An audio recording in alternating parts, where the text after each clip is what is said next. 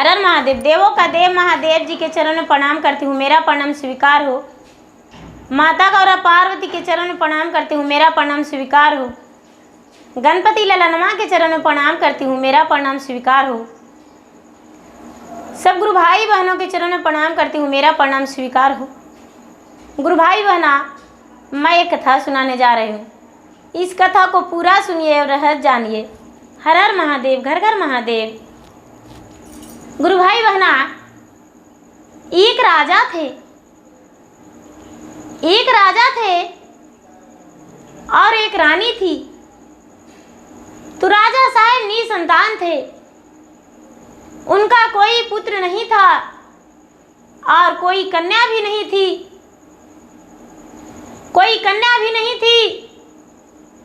तो राजा बड़े दुखी रहते थे और दुखी रहकर बड़ा बेचैन रहते थे। उनका मन छीन होते रहता था। लगता था मैं क्या करूं जो संतान हो जाए।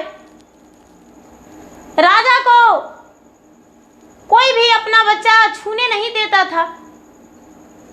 लोग बोलता था कि राजा यदि मेरा बच्चा को हाथ लगा देगा तो मेरा बच्चा मर जाएगा और मैं भी निसंतान हो जाऊंगा। गुरु भाई बहना, एक दिन का बात है कि राजा फिर भी अपने बच्चे की तरह सबको प्यार करते थे, मानते थे और मिठाइयाँ और उनके लिए फल फलहरियाँ सब कुछ बच्चे को दान दिया करते थे। गुरु भाई बहना, दान तो सभी ले लिया करते थे, लेकिन अपने बच्चे से लाड प्यार राजा को नहीं करने देते। एक दिन का बात है कि एक दही बेचने वाली आई और राजा के द्वार पर दही का मटकी रख दी और दही दही करके ले दही करके आवाज देने लगी। तभी राजा ने, उनका गोद में बच्चा था, वो बच्चा नीचे बैठाकर और दही दही करने लगी और बच्चा चिल्ला चिल्ला रोने लगा।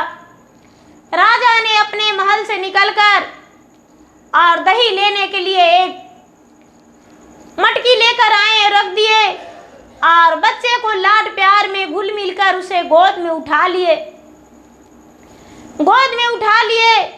जो ग्वालिन थी वो अपने बच्चे को राजा के हाथों से छीनकर और दही का मटकी राजा के द्वार पे पटक दी और बोली कि ऐसा निसहाय राजा को मैंने मुंह देख लिया, आज मेरा बच्चे को हाथ लगा दिया, छू दिया। तूने तो एक कुकर्मी राजा हो, निसंतान राजा हो, मेरे बच्चे को हाथ लगा दिया। हे भगवान, मेरा बच्चा को हो न जाए कुछ। राजा बोले कि आखिर क्या कारण है मुझ में जो इतने मुझसे भड़क रही हो। गुरु भाई बहना, ग्वालिन बोली, अरे तू तो निसंतान है, तेरा तो अपना का बच्चा है नहीं, दूसरे को देखकर चाहते हो किसे भी मार दे। तुमसे बड़ा तो एक राक्षस और राक्षिनी रहेगा, लेकिन तुम अच्छे नहीं हो। गुरु भाई बहना, राजा साहब क्या किए कि अपना घर को त्याग दिए और त्याग कर चल दिए वन में त्याग कर चल दिए और पहाड़ी के ऊपर राजा तपस्या में लग गए कि मैं तो घर में रहूंगा तो जो भी मेरा मुंह देखेंगे उनका सुफल कार्य नहीं हो सकता, तो भला मैं निसंतान क्यों रहूंगा घर में।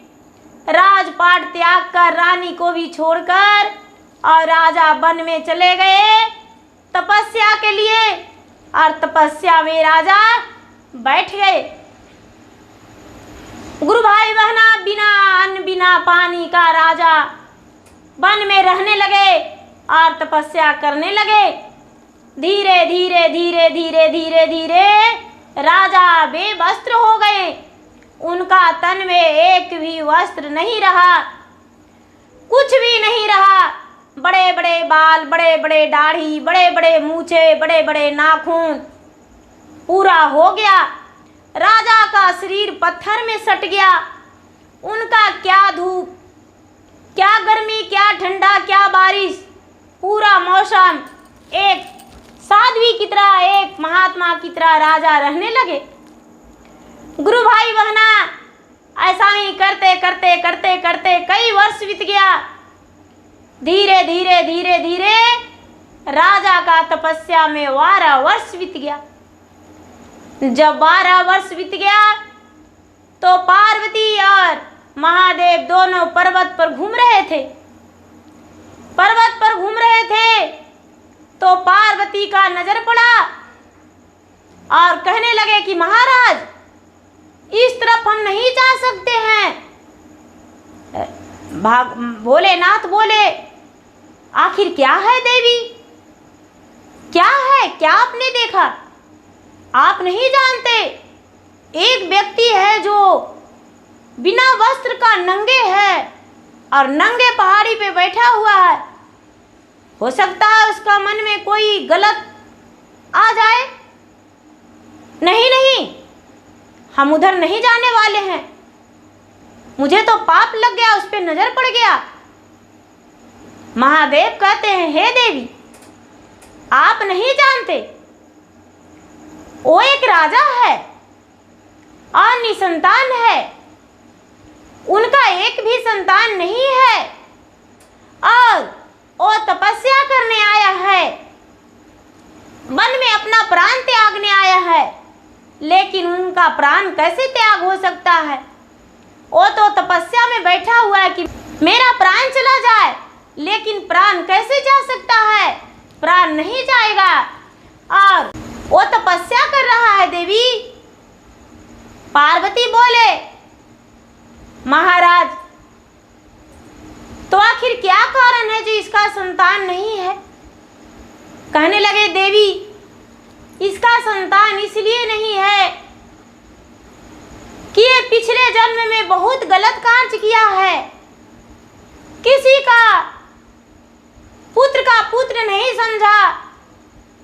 कितने माँ बिना पुत्र का हो गए, कितने स्त्रियां बिना पति का। ये चोरी करता था राजा और मारा काटी करता था, इसी कारण इसका संतान नहीं है, संतान से वंचित है, निसंतान है और इस जन्म में इसे पिछला जन्म के भुगतना पड़ रहा है। गुरु भाई बहना, राजा ने सारी बातें सुन रहे थे, लेकिन कोई प्रश्न का उत्तर भी तो नहीं दे सकते। गुरु भाई बहना, पार्वती दयावान माँ तो माँ होती है। पार्वती दयावान हो गए, कहने लगे, हे राजन, हे प्रभु, हे महादेव, आप इसे पुत्र संतान दे दीजिए। एक ही पुत्र दे दीजिए, लेकिन इसे संतान दे दीजिए। क्या आपके खाते में इसका संतान नहीं है? बोले कि संतान तो दे देंगे, लेकिन इसका संतान होगा, उसका विवाह एक राक्षस राक्षिनी के पुत्री से होगा। क्या ये राजा स्वीकारेगा? माता गौरी बोले, इसकी मर्जी, लेकिन आप पुत्र दे दीजिए। गुरु भाई बहना, महादेव ने राजा को हाथ पकड़ लिए और महादेव हाथ पकड़ के और महादेव हाथ पकड़ लिए और कहने लगे, उठो राजन, तेरा तपस्या पूरा हुआ।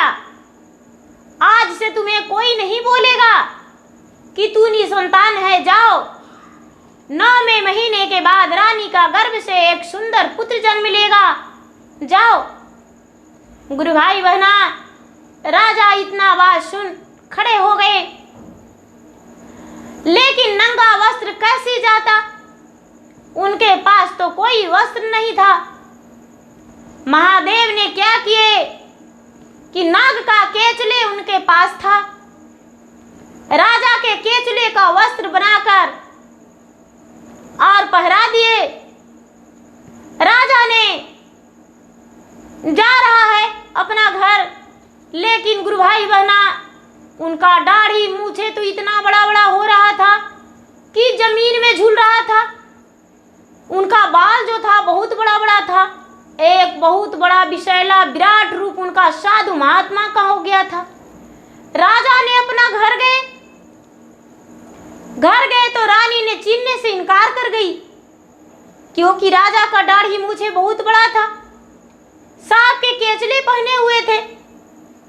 गुरु भाई बहना रानी रानी कह के राजा आवाज दिए।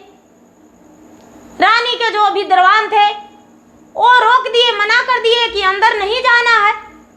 तू कौन भिखारी हो, कौन सफेरा हो? राजा ने बोला कि हम वही सफेरा हैं जो कि इस राजा से बात करेंगे, इस महल के राजा जो हैं उनसे बात करेंगे। राजा को बुलाओ। रानी आई, बोली महाराज इस महल के जो राजा थे उनको गए हुए 12 वर्ष 12 दिन बीत गया है। कहाँ गए हैं उनका तो कोई पता ही नहीं है। क्षमा करें महाराज, मैंने कोई पर पुरुष को जब से मेरे स्वामी नाथ गए हैं महल के अंदर नहीं होने दिए हैं। आप भी मेरे महल के अंदर नहीं जाइए। गुरु भाई बहना राजा ने अपने निशान बताते हुए नाम निशान सब कुछ बताए। रानी ने तो खुश हो गई और महल के अंदर राजा को दिए, राजा को स्नान करवाई। स्नान करके राजा का वस्त्र आभूषण सब कुछ दे दी और नाई को बुलाकर उनका दाढ़ी बाल मूछे नाखून सब कटवाई रानी। राजा फिर से एक राजा बन गए, फिर से एक राजा बन गए और राज सिंहासन पर बैठ गए। गुरु भाई बहना धीरे धीरे समय बीतता गया। रानी गर्भवती हो गई। जब 9वां महीना के बाद रानी के ओद्र से एक सुंदर पुत्र जन्म लिया तो राजा ने बड़े बधाई मनाए, बड़े खुशी मिला कि चलो मेरा भी एक संतान जन्म ले लिया है। गुरु भाई बहना ओ संतान बढ़ने का एक जौ बढ़ रहा है, 2 जौ बढ़ने का एक जौ बढ़ रहा है, 2 जौ धीरे धीरे धीरे धीरे बहुत जल्दी बड़ा हो गया। अब राजा साहब उसे अपने महल से निकलने देने का कोशिश नहीं करने लगे। राजा साहब को लगता यदि मेरा पुत्र महल से बाहर जाएगा तो इसे तो राजसिनी का बेटी से विवाह हो जाएगा, इसे महल से बाहर जाने ही नहीं देंगे तो राजसिनी का बेटी से विवाह कैसे होगा। गुरु भाई बहना एक दिन का बात है कि राजकुमार का 12 वर्ष पुर गया तो राजकुमार बोलता है अपने पिता के, पिताजी आप प्रतिदिन जाते हैं वन में घूमने के लिए, सैर करने के लिए, हम भी जाएंगे पिताजी। राजा इस बात को भूलकर अपने पुत्र को घोड़ा दे दिए और घोड़ा कस के घोड़े पर बिठा के बोले, बेटा राजा का पुत्र भला राजकुमार क्यों नहीं घूम सकता, जाओ। गुरु भाई बहना चलते चलते चलते चलते राजकुमार एक घना जंगल में चल गया। घना जंगल में चल गया, शाम हो गया। जब शाम हो गया तो शाम हो जाने के बाद कुछ दिखाई नहीं देने लगा। अब राजकुमार सोचता है कि मैं कहाँ जाऊं। वन में एक झोपड़ी था, तो झोपड़ी दिखा। एक ब्रिज पे चढ़ के देखा तो देखता है कि एक झोपड़ी है। उसके पास गया, बाहर में एक सुंदरी बैठी हुई थी, युवती जैसे दिखने में कोई अप्सरा लग रहा था। राजकुमार को देख युवती बोली, हे राजकुमार, तू तो बड़े अच्छे घराने के लग रहे हो, लेकिन कहाँ फंस गए हो?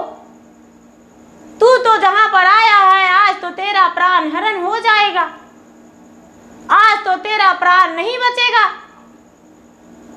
राजकुमार बोला, ऐसे भी मेरे पास कोई उपाय नहीं, इतना बड़ा जंगल में बाघ सियार तो खा ही जाएगा, लेकिन यहाँ पर तो तू बचा सकती हो।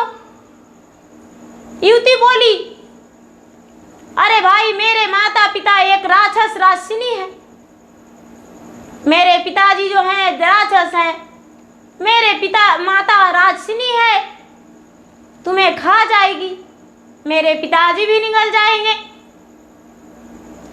ऐसा बात सुनकर राजकुमार बोला, मुझे तो पता नहीं कैसे तू बचाएगी। गुरु भाई बहना, राक्षिनी बोली, एक खत लिखकर, उसका बेटी बोली, एक खत लिखकर देते हैं, एक खत मेरे माँ को आते ही पिता को आते ही दोनों का खत लिखकर उनके आगे फेंक देना और बोलना, मासी प्रणाम। मासी, मुझे तो पता भी नहीं था कि तू जंगल में रहती हो, मेरा माँ ने तुझे लिवा लाने के लिए भेजी है, मेरे घर चलो, बड़ा उत्सव है, मेरा विवाह है। जब ऐसा बोलेगा तो मेरा मन, माँ का मन घूम जाएगा। गुरु भाई बहना, थोड़ा रात जाने के बाद राक्षस राक्षिनी मनुष्य खाओ मनुष्य खाओ मनुष्य खाओ मनुष्य खाओ करते दोनों आ गए। जब दोनों आ गए तो ये जो लड़की थी अप्सरा, वो परी थी, राक्षिनी के ओद्र से तो जन्म ली थी, लेकिन कोई मांसाहारी भोजन कुछ भी नहीं करती थी, वो सती थी, वन के फल फूल खाती थी और भगवान के ध्यान में लगी रहती थी। बोली कि ठीक है, मेरे माता के पास चिट्ठी दे देना। जब आई राक्षस राक्षिनी तो ये राजकुमार ने क्या किया कि उसे चिट्ठी भेजकर देकर और प्रणाम मौसी प्रणाम मौसी प्रणाम मौसा ऐसा करने लगा। राक्षिनी कहती है, बेटा, मैं तो कोई जानता नहीं बहन के, और तू मेरा बहन का बेटा कैसे? तू मनुष्य और मैं तो एक राक्षिनी हूं, मैं तो तुम्हें आज भज कर जाऊंगा। ये लड़ा राजकुमार बोला, माता कोई बात नहीं, जब अपना ही पुत्र के खाना चाहती हो तो लो खा लो, और क्या कर सकते हैं, माँ मुझे खा जाओ। राक्षिनी शर्मा गई, राक्षस भी सर झुका लिया और चिट्ठी खोलकर पढ़ने लगा। तो चिट्ठी में लिखा हुआ था कि बहन, बहुत दिनों बाद अपने पुत्र को तुम्हारे पास भेज रहे हैं, बहन मेरा पुत्र को खाना मत, रास्ता दिखा देना, आने का मन होगा तो आना, और नहीं तो मेरा बेटा का रास्ता दिखा देना, मेरा बेटा लौट जाएगा। बहन, गुरु भाई बहना, अब जो बेचारी राक्षिनी थी वो मोह माया में फंस गई और इस राजकुमार के माता पिता के बारे में पूछने लगी। वो भी कहती है कि हाँ, मेरा भी एक बहन थी, लेकिन वो राक्षिनी नहीं थी, वो तो बिल्कुल साधारण मानव थी और एक राजा के घर में उसका विवाह हुआ था। मैं तो माता के ओद्र से ही जन्म लिया था राक्षिनी, तो मेरी माता ने जंगल में फेंक दी थी और जंगल में अपना हम पले बढ़े और जंगल में घूम रहे हैं। गुरु भाई बहना, अब ये राजकुमार वहाँ सुरक्षित हो गया। राजकुमार सुरक्षित हो गया तो ये जो अप्सरा थी उसके साथ पूरा रात राजकुमार बिताया। आओ, ये जो अप्सरा राक्षिनी का बेटी थी उसका मन मोहित हो गया कि क्यों ना हम इसके साथ विवाह कर लें। इस वन में भला मुझे कौन मिल सकता है, कौन मुझसे ब्याह कर सकता है? मेरे माता पिता के डर से तो कोई वन में नहीं आता, और यदि आ भी जाता है तो मेरे माता पिता खा जाते हैं। सवेरा हुआ,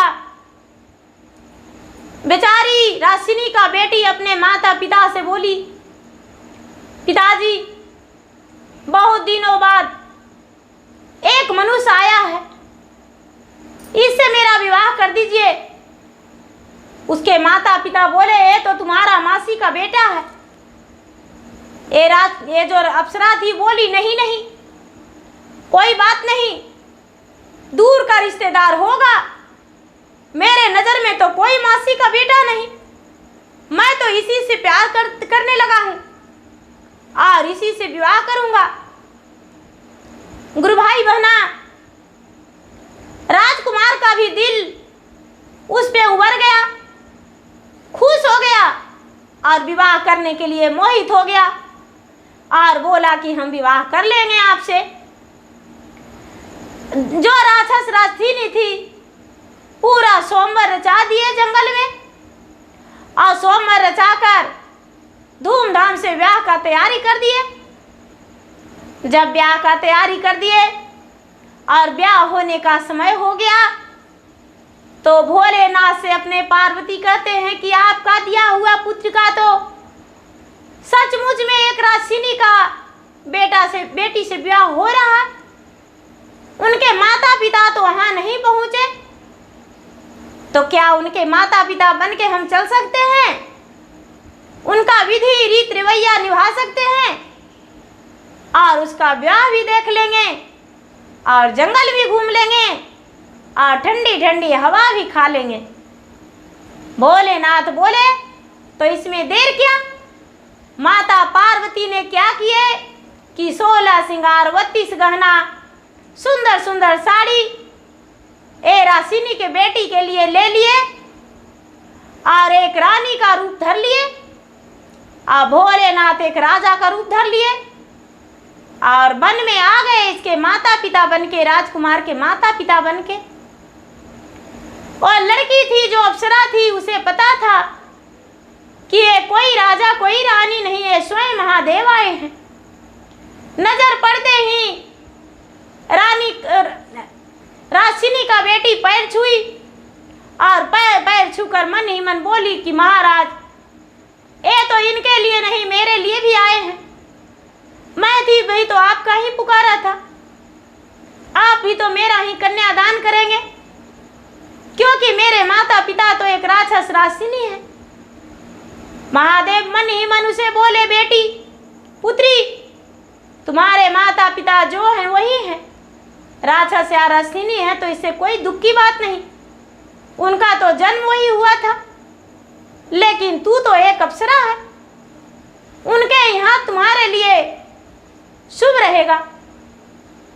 गुरु भाई बहना, राक्षस राक्षिनी ने महादेव पार्वती को एक राजा रानी के रूप में देखकर बड़े प्रसन्न हो गए और विवाह कर दिए। विवाह करके विदा करा के राजकुमार जाने लगा तो राजकुमार तो सोचा कि मेरे माता पिता हैं, लेकिन राजा रानी के रूप में महादेव कहते हैं कि पुत्र तू पीछे से आ जाना, मैं आगे जा रहा हूं। राजकुमार ने पीछे से जाने लगा और महादेव अपने स्थान पर चले गए। महादेव अपने स्थान पर चले गए। राजकुमार जब अपने दुल्हनिया के लेकर कई दिन बाद अपना घर पहुंचा, कई दिन बाद जब घर पहुंचा तो उसके माता पिता देखकर अपने बहू को बड़े खुश हो गए। रानी ने अर्चन परछन की और राजा ने मन ही मन सोचने लगे कि अरे हम पर्वत पर तपस्या कर रहे थे, तू जटा वाला आया था, गला में उसको नाग था, हाथ में त्रिशूल डमरू था और बोला कि शादी होगा राक्षिनी के बेटी से, लेकिन मेरा बहू तो करोड़ों में एक है, लो लगता है परी है। गुरु भाई बहना, ये तो अप्सरा थी, ये तो इसी को तो खुद पता था जब सुहाग रात में गई तो लात धरी पलंग पे तो टूट गया। ये राजकुमार बोला कि हे रानी, हे प्रिय, आखिर क्या कारण है? पलंग मेरा टूट गया, ये तो अब शगुन हो गया। बोले नहीं महाराज, अब शगुन नहीं हुआ है, आप अपने माता पिता के बुलाइए। इनके माता पिता गए और बोले क्या बात है, निशादी रात में तुम बुलाए हो? आज तो तुम्हारा विवाह का रात है।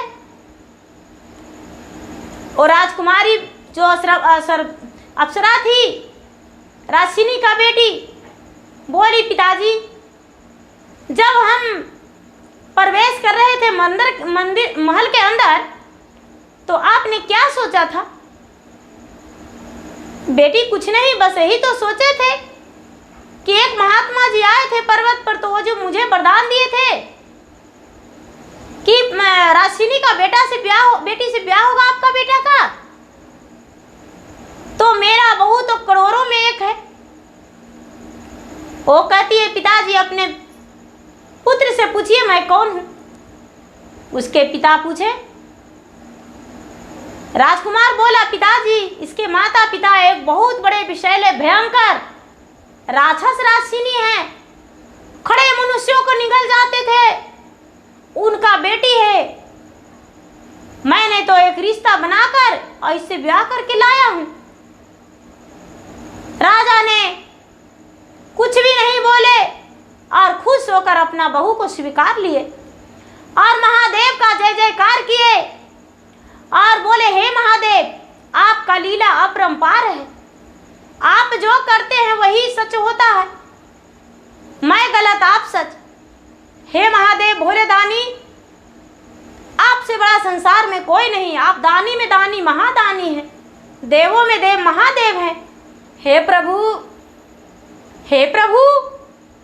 आपकी लीला अपरंपार है। ऐसा कह के और भगवान को धन्यवाद किए और बड़े प्रेम से अपना राजमहल में शिव चर्चा किए और धूमधाम से अपने गांव टोला पड़ोसी राज को सबको भोजन पर बुलाए और भोजन कराए और खुशी खुशी अपने बेटा और बहू के साथ रहने लगे। तो गुरु भाई बहना, जिनका बच्चे नहीं वो कुलछना नहीं होते हैं, ये नहीं कि उनका मुख खराब होता है, कभी अपमान उसे नहीं करना चाहिए, ये तो भगवान का खिला है। लेकिन ग्वालिन अपमान नहीं करती तो राजा का संतान भी नहीं होता, राजा इतना त्याग भी नहीं करते, राजा के त्याग के कारण ही उनका पुत्र हुआ।